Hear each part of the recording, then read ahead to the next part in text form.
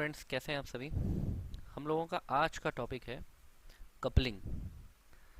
तो पहले कपलिंग को समझने से पहले हम लोगों को समझना पड़ेगा कि ये कपलिंग परफॉर्म किस चीज़ पर होती है। कपलिंग परफॉर्म होती है मॉड्यूल्स पर। मॉड्यूल्स के बीच में जो बॉन्डिंग होती है, मॉड्यूल्स के बीच में जो कम्युनिकेशंस होते हैं, मॉड्यूल मॉड्यूल से जो कनेक्टेड होते हैं, उनके बीच में ये कपलिंग परफॉर्म होती है। अब कपलिंग का मतलब क्या है ये अभी आपको समझ में आ जाएगा। सबसे पहले आइए समझते हैं कि मॉड्यूल्स क्या होते हैं और मॉड्यूल्स का एक दूसरे पर डिपेंड होना क्या होता है। जैसे कि आप फिगर में देख रहे हैं, यहाँ पे एक मॉड्यूल ए है और एक मॉड्यूल बी है और उसके बीच में एक एरो लगा हुआ है। तो मॉड्यूल ए और बी जिस तरीके से फिगर है, इस तरह से ये कह रहा है कि module B is functionally dependent on module A, या हम ये भी कह सकते हैं module B is dependent on A. That means जब हम ए को एक्टिव करेंगे तो मॉड्यूल बी एक्टिव होगा, या ए के एक्टिव करने पे मॉड्यूल बी वर्क करना शुरू कर देगा। ठीक है। अब जैसा कि मॉड्यूल एक्स और मॉड्यूल वाई लिखा हुआ है, इनके बीच में एरो नहीं है, इसका मतलब इनके बीच में कोई भी बॉन्डिंग नहीं है। एक्स इंडिपेंडेंटली वर्क करेगा और वाई भी इंडिपेंडेंटली वर्क करेगा। ये तो है हमारा मॉड्यूल की डिपेंडेंसी। अब इसी डिपेंडेंसी को समझते हुए आपको कपलिंग समझना होगा। वो हम अपना आपको बताते हैं कि कैसे आपको समझ में आएगी कपलिंग। Module coupling. अब मॉड्यूल कपलिंग है क्या। यहाँ पे देखिए तीन अलग अलग फिगर्स बने हुए हैं। एक के नीचे लिखा है अनकपल्ड, एक के नीचे लिखा है लूजली कपल्ड और एक के नीचे लिखा है टाइटली कपल्ड। यहाँ हमने चार चार मॉड्यूल्स लिए हैं। तो अब देखिए चार जो मॉड्यूल्स पहले हैं, यानी कि अनकपल्ड का मतलब क्या है कि किसी भी मॉड्यूल के बीच में कोई भी डिपेंडेंसी नहीं है। That means all M. अब ये M1 M2 M3 M4 आप कह लीजिए इसको, या कुछ भी जो भी नाम देना है आपको। तो ये चार मॉड्यूल्स हैं, ये पांच भी हो सकते हैं, छह भी हो सकते हैं। तो ये मॉड्यूल इंडिपेंडेंट है। ये किसी भी मॉड्यूल पे यानी कि अलग अलग ये एक्टिवेट होंगे, अलग अलग इनका काम होगा, इनका किसी एक दूसरे के मॉड्यूल पे कोई भी इफेक्ट नहीं होगा। दूसरा फिगर देखिए जिसमें लिखा है लूजली कपल्ड। लूजली कपल्ड में आपने देखा है कि डिपेंडेंसी जो है वो ना के बराबर है, मतलब बहुत कम मॉड्यूल एक दूसरे पर डिपेंडेंट है। अगर हम देखेंगे नीचे के दोनों मॉड्यूल ऊपर के दोनों मॉड्यूल पर डिपेंडेंट है। अच्छा, लास्ट वाला फिगर आप देखिए, उसमें लिखा है टाइटली कपल्ड। टाइटली कपल्ड का मतलब होता है जब मैक्सिमम इंटरडिपेंडेंसी हो, मतलब एम एम वन पे एम टू एम थ्री पर, M3 M4 पर, M4 M1 पर, यानी कि सभी मॉड्यूल एक दूसरे पर इंटर डिपेंडेंट है, तो इसे हम टाइटली कपल्ड कहते हैं। ठीक है। तो uncoupled modules have no interdependence at all within them. जो अनकपल्ड है, द फर्स्ट फिगर है। तो coupling is the measure of degree of interdependence amongst module. तो मॉड्यूल में जितनी ज़्यादा इंटरडिपेंडेंसी होगी वो उतने टाइटली कपल्ड होंगे, जितने कम इंटरडिपेंडेंसी होगी वो लूजली कपल्ड होंगे। और बिल्कुल इंटरडिपेंडेंसी नहीं, यानी कि इंडिपेंडेंट मॉड्यूल है, मॉड्यूल अलग अलग काम कर रहे हैं, तो उसे हम अनकपल्ड कहते हैं। ठीक है। ये हो गया हमारा मॉड्यूल कपलिंग।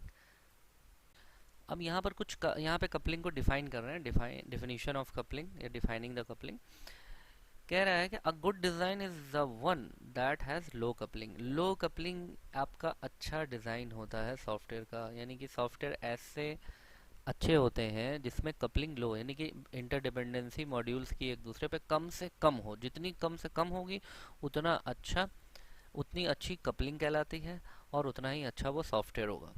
अब कपलिंग में जितने ज़्यादा इंटरकनेक्शन होंगे उतने ही ज़्यादा एरर के चांसेस होंगे। जितने ज़्यादा मॉड्यूल्स शेयर्ड डेटा को या शेयर्ड स्ट्रक्चर को यूज़ करेंगे उतनी ही ज़्यादा कॉम्प्लेक्सिटी क्रिएट होगी और उतना ही ज़्यादा उसके में एरर होने के चांसेस हैं। और डिफरेंट टाइप की कपलिंग होती है, like content coupling, common coupling, external coupling, control coupling, stamp coupling and data coupling. ये हम लोग अलग अलग देखते हैं टाइप कपलिंग के। तो कपलिंग क्लियर है आपको। इसको कपलिंग को आप ऐसे भी समझ सकते हैं, जैसे मान लीजिए आप घर की वायरिंग कर रहे हैं, उसमें एक स्विच यूज़ कर रहे हैं। एक स्विच से आपकी लाइट, आपका फैन और आपका कोई एक और भी डिवाइस ले लीजिए लाइक एसी। मान लीजिए एक स्विच आपने ऑन करते ही फैन भी ऑन हो गया, लाइट भी ऑन हो गया और एसी भी ऑन हो गया। तो आपको ये अच्छा लगेगा कि हमने दो स्विच के पैसे बचा लिए, एक ही स्विच से हमने तीन चीज़ें ऑन कर ली। लेकिन अब आप ये सोचिए कि अगर स्विच खराब हो जाए तो तीनों चीज़ें नहीं चलेंगी। और अगर आपको कोई एक ही चीज़ चलानी हो, जैसे मान लीजिए आपको लाइट जलाना है, तो आप जैसे ही ऑन करेंगे तो लाइट नहीं जलेगी। सिर्फ लाइट ही नहीं जलेगी, फैन भी जलेगा और एसी भी चलेगा। तो आपको क्या करना अच्छी तरीके से, कि अब आपके ये समझ में आ रहा होगा, तो हम ऐसा करते हैं, तीन स्विच ले लेते हैं। यानी कि लाइट का स्विच अलग, फैन का स्विच अलग और एसी का स्विच अलग। इससे फायदा क्या होगा? अब ये क्या हो गया, ये हो गया लूजली कपल्ड, इसको हम लूजली कपल्ड बोलेंगे। ठीक है। तो अब फर्स्ट लाइन पढ़िए, a good design is the one that has low coupling. Low coupling किसे कहते हैं? जिसमें लूजली कपल्ड हो। क्योंकि अगर कपलिंग में हम कपलिंग को इंक्रीज करते हैं, यानी कि इंटरडिपेंडेंसी बढ़ाते हैं, तो क्या होगा? एरर के चांसेस बढ़ेंगे, कॉम्प्लेक्सिटी बढ़ेगी। ठीक है, तो इसलिए कपलिंग कैसी होनी चाहिए? लो कपलिंग होनी चाहिए। Okay.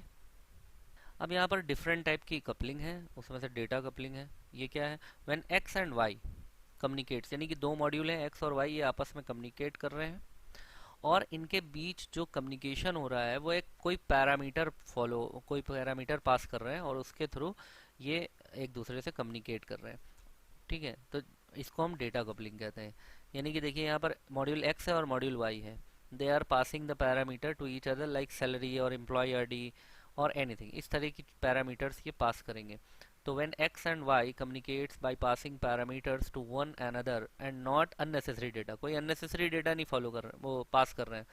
Thus, if a procedure needs a part of a data structure, it should be passed just that and not the complete thing. सिर्फ कंप्लीट मतलब पूरी कंप्लीट थिंग भेजने की जरूरत नहीं है, सिर्फ वो पैरामीटर वो भेज देंगे। उससे वो जैसे एम्प्लॉय आईडी, अगर एम्प्लॉय आईडी से हम एक्सेस करेंगे तो क्या चीज़ एक्सेस हो जाएंगी? उसकी सारी एम्प्लॉय की सारी इन्फॉर्मेशन एक्सेस हो सकती है। ठीक है, तो नेसेसरी पैरामीटर्स को ही इसमें पास करना है। तो ए एक्स और Y communicate with each other by passing the parameter. Next आपकी स्टैम्प कपलिंग, बहुत सिंपल है, आप फिगर को देखेंगे अपने आप समझ में आ जाएगा।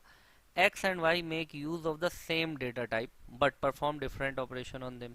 इनके डेटा टाइप सेम है। डेटा टाइप सेम का मतलब लाइक ये एक पैरामीटर यूज कर रहे हैं, मॉड्यूल वाई यूज कर रहा है, मॉड्यूल एक्स दोनों ही रोल नंबर यूज कर रहे हैं, लेकिन module x roll number use कर रहा है एडमिट कार्ड जनरेट करने के लिए, और मॉड्यूल वाई रिसीव्ड जनरेट करने के लिए। तो they are modules performing different functions और different operation by using same data type। Okay.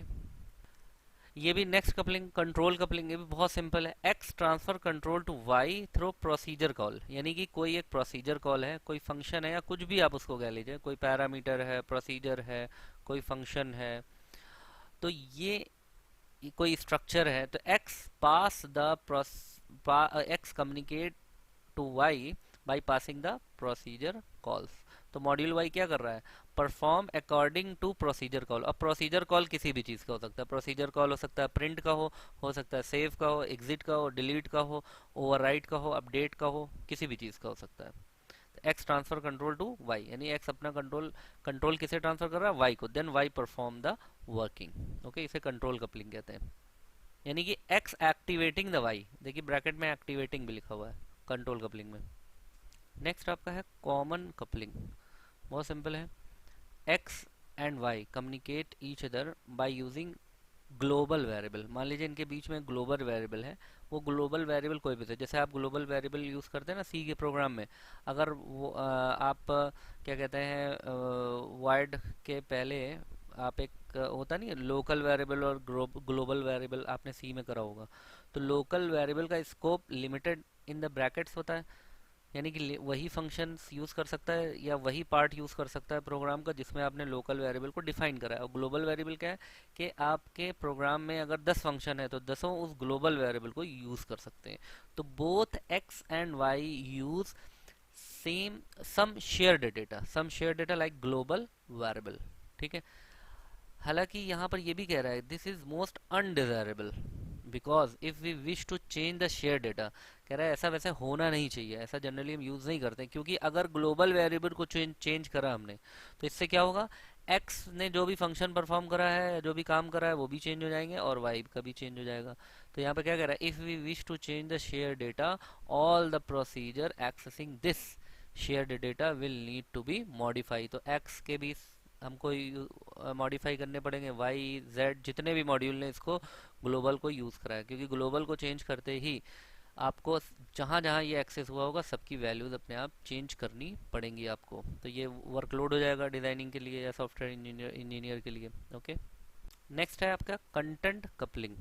When X modifies Y either by branching in the middle of y or by changing the local data values or instruction of y, that means इसमें module x क्या कर रहा है, वो module y के local data को change कर रहा है। इसे हम कंटेंट कपलिंग कहते हैं, यानी कि एक मॉड्यूल दूसरे मॉड्यूल के डेटा को या उसके डेटा टाइप को चेंज कर दे, तो उसे हम कंटेंट कपलिंग कहते हैं। ओके, तो इस तरीके से ये सारी जितने भी टाइप की कपलिंग थी वो आपने समझ ली है, और ये बहुत इंपॉर्टेंट है, आपके एग्ज़ाम में भी आएगा। तो इसको ध्यान से एक बार सारी स्लाइड्स को आप पॉज करके नोट्स बना लीजिए, क्योंकि ये बहुत ही इंपॉर्टेंट टॉपिक है। चलिए, आई होप कि आपको समझ में आएगा। That's it, thank you.